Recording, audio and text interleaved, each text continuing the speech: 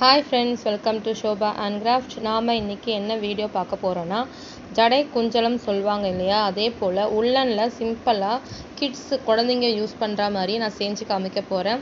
உங்களுக்கு இந்த வீடியோவை ஸ்கிப் பண்ணாம பாருங்க. பிடிச்சிருந்தா மறக்காம சப்ஸ்கிரைப் பண்ணுங்க, உங்க ஃப்ரெண்ட்ஸ் எல்லாருக்கும் ஷேர் பண்ணுங்க. இது பண்றதுக்கு தேவையான பொருள் பார்த்தீங்கன்னா உள்ளனும் கொஞ்சம் பீட்ஸும் போதும். சீக்கிரம் பண்ணிடலாம். சரி, என்னோட வீடியோஸை ஸ்கிப் பண்ணாம ஃபுல்லா பாருங்க. Thank you friends.